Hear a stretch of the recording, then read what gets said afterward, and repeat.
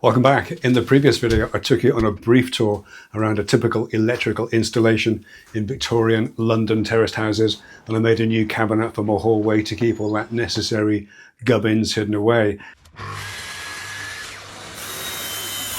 With the cabinet all glued up and waiting to fully cure, I started thinking about doors. It did cross my mind just to have a single lift-off panel for access, but the overall size, 1200mm wide, almost 4 feet, that size wouldn't really be comfortable to move around, so I opted for a pair of simple doors instead. The doors on the original cabinet were stupidly heavy, something like 15 kilos, over 30 pounds, so I've decided on a kind of reverse faker shaker door, an outer skin of 6mm MRMDF with a framework of 12mm glued on the inside. If this was a job for clients, I'd probably have gone with a thinner skin on either side of the door just to keep it flush inside and out.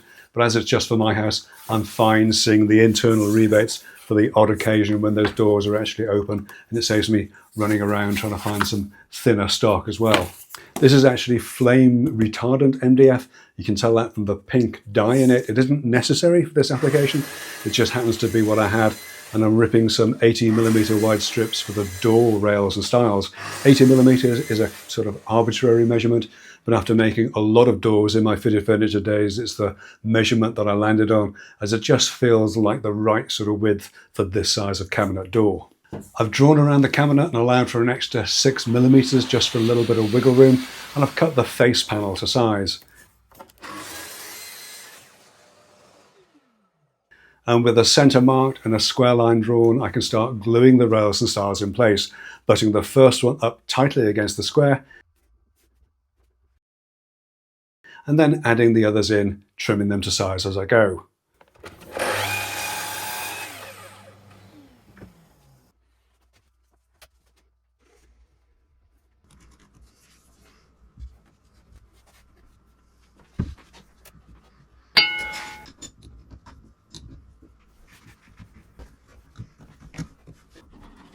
And with that first one complete, I can move on to the other half, the other door, using exactly the same process.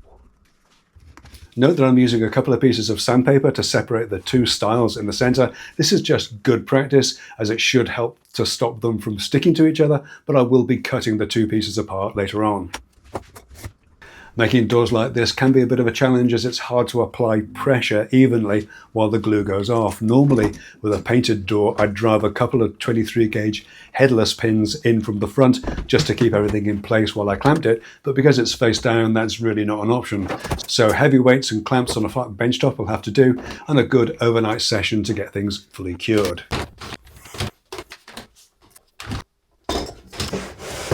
So out of clamps. That's not too bad. There's always a slight concern when you can't get a clamp right to the middle like this when you do glue up two doors at once. There was enough weight on it, I think, to give a good amount of pressure in the center there. So plan is just to rip a clean edge on here. That will give us the square edge that we're working to, and then I can do a square straight down to split the two doors out. Again, I'll leave them slightly oversized so they can trim them afterwards, because when the cabinet goes on the wall with the sort of walls that I'm used to in Victorian houses, it's not unusual for them to pull slightly one way or the other. I think from just offering the cabinet up, it seems pretty good actually. The decorators seem to be doing a great job, but better to have it available to trim back than to trim it back and wish you could add more on. Anyway, I'm going to get on with that now, and then we'll come back in just a sec. Before we get to that, let me tell you about today's video sponsor. That's Incogni. Now, I've had email forever, and I've ended up with a couple of essentially unused email addresses attached to my personal accounts. So it was a real surprise to start receiving emails to one of those recently confirming my magazine subscription, and then another providing details for access to National Health Service records, and then another one about a new bank account, and another one about air miles, all these on an email address that I've basically never used. I signed up with Incogni, and they quickly found almost 50 individual data brokers who had my details, companies I've never heard of and have never interacted with, who are storing and sharing my data. Incogni is a data removal tool that works on your behalf to remove your data from these data brokers. And within 24 hours, half of those companies had removed my data, and within 48 hours, that was more than 90%. I think there's still 5 or so of the 48 pending, and Incogni will continue until these companies fully remove my details, and they'll ensure that those data brokers never collect my data again, saving me days of time and removing a lot of the stress and concern too. The standard Incogni plan allows for up to 3 email addresses, and there's a great value family plan available as well. If you fancy giving Incogni a try, then there's a link in the video description that will give you 60% off an annual plan. And thanks so much to Incogni for extending that offer to all viewers and for sponsoring this video. So we know we're going to have an extra 6mm on this side, so I'm just putting a couple of little spacers in there.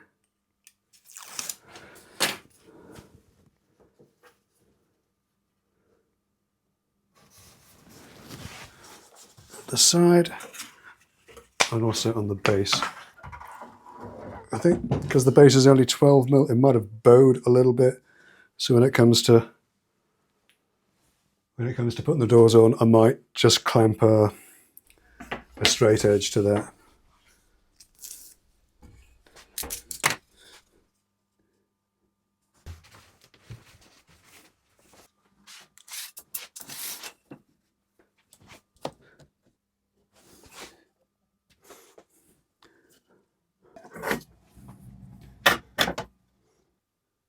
We now get our doors in here that are absolutely square with the flush with the top. Bang on the line. They do overhang a little bit, which is fine, and they do overhang a little bit at the bottom, which is also fine because it gives us a bit more scope to play with. And obviously there'll need to be a gap in the middle here as well. With the door tops lined up with the top of the carcass, I'm marking the hinge positions with an offcut, and then the fixing positions with my cheap little template.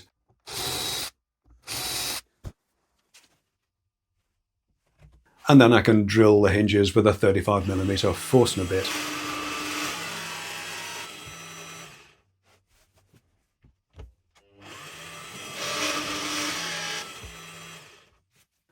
I always make a habit of marking the doors as a matched pair within the hinge cups, as this is one place that you'll never be sanding.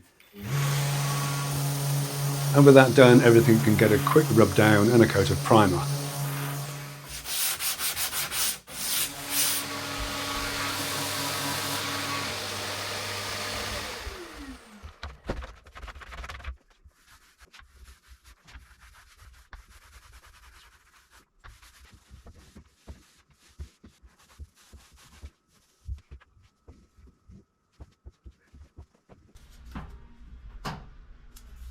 I've just put a bit of tape over the old fixing holes.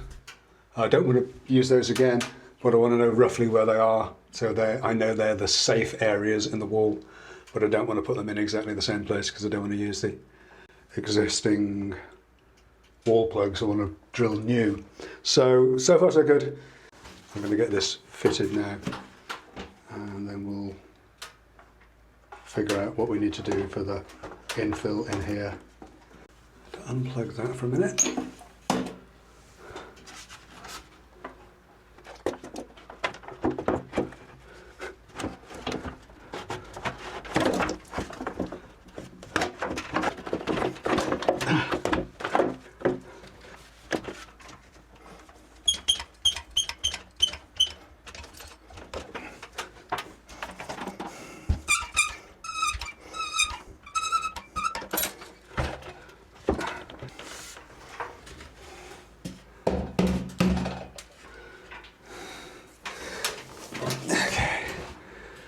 Yes, didn't expect that to be quite so much fun. Pretty good actually for level.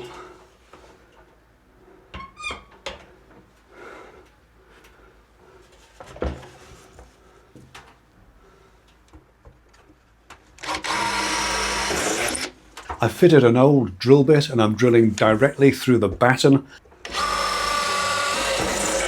alongside the tape marks into the wall to mark the positions.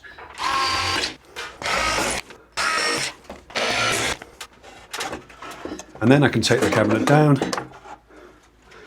change to a masonry bit, then drill and plug the wall.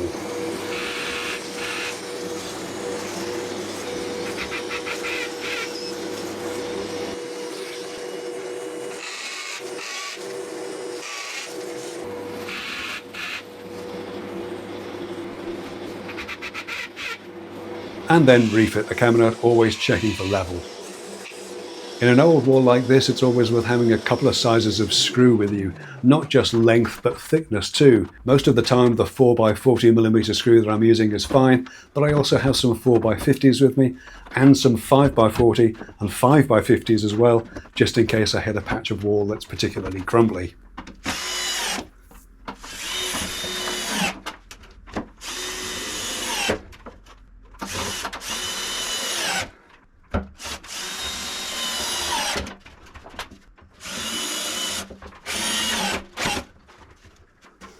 Alright, so we're going to scribe the base panel into this. It's not massively complicated. What we're going to do is butt this scribe up against as far along as we want it to go and hard into the wall.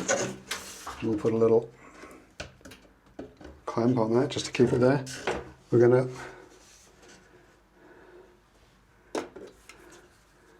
make sure this is level, parallel. You can use a sliding square for that.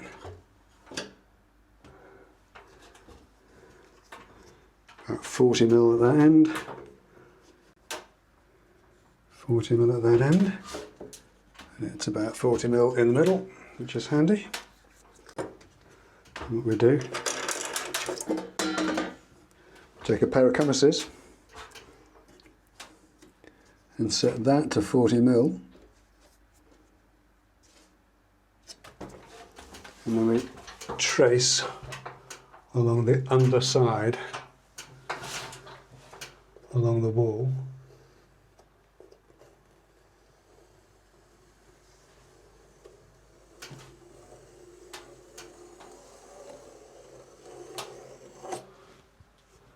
And that gives us our line that we need to follow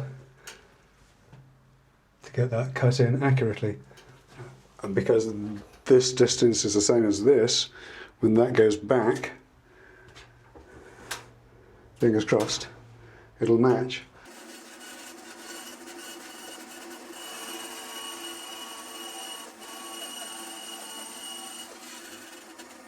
Scribes are usually done on site with a jigsaw. I've done a whole set of videos on this, but I had the luxury of cutting these with a bandsaw, which made life a lot easier, although there's always some fine-tuning needed to get everything fitting snugly, especially around walls like these.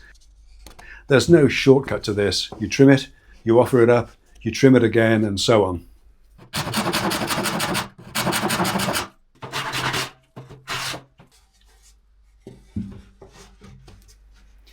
The end scribe was pretty straightforward, but the angled infill at the far end by the doorway was a bit more of a challenge.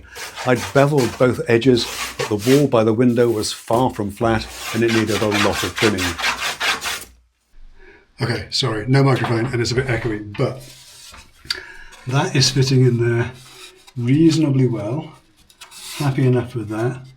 I've just realised that I really need to paint this, get it primed and painted. Rather, it's going to be much easier to prime and paint it when it's not fitted.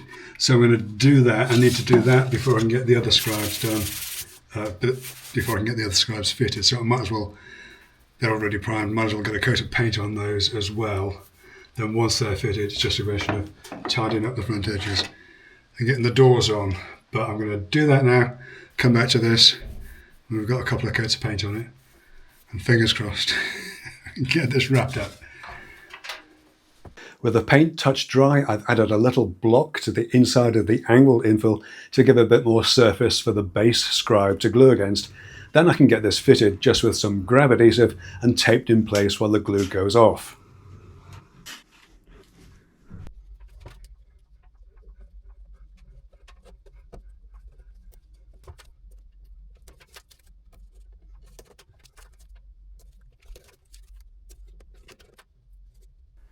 And the end scribe is just glued on with some fast grab PVA, spring clamps keeping the front edge nice and tight, and deeper squeeze clamps on a caul just to hold everything together closer to the wall.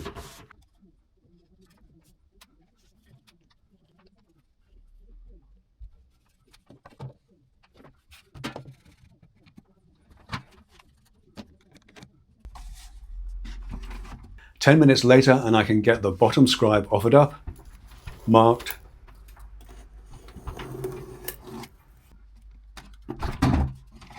and cut.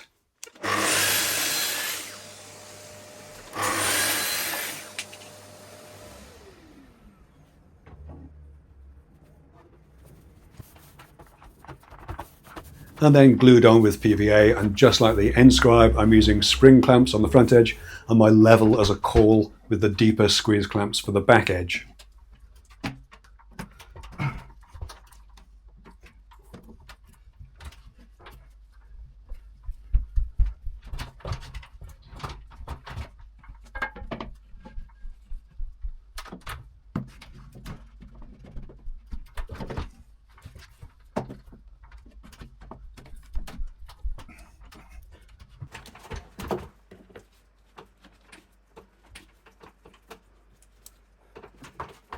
While the glue dries on that, I can get the hinges fitted to the doors.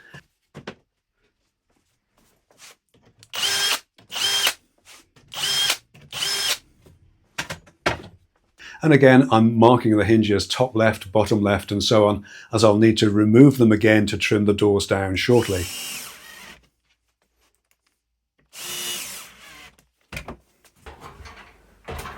Back at the cabinet now, and I can take off any glue squeeze with a small block plane and add a squeeze of filler to cover up any gaps or hairline cracks.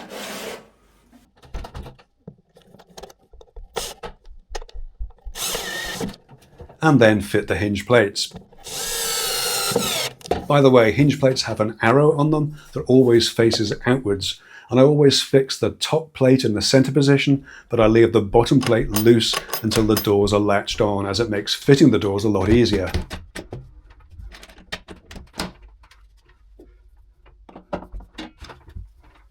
There's a bit of back and forth on the hinge adjustment to get everything fitting decently.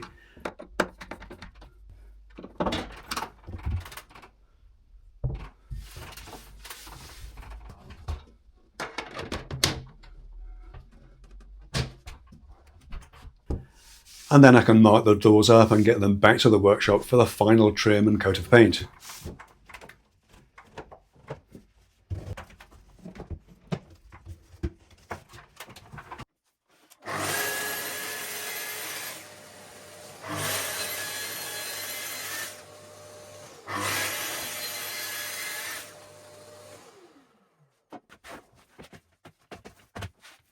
Incidentally, I've done a whole video about my method for painting both sides of a door in one hit, as it really speeds up your finishing time.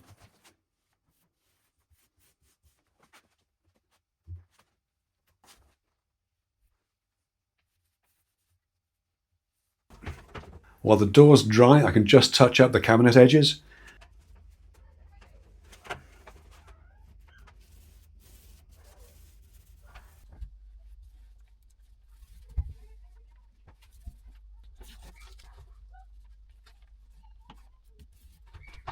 And with those touch dry, I can refit the cabinet doors, knowing that they'll be a perfect fit as we identified and refitted the adjusted hinges for each door.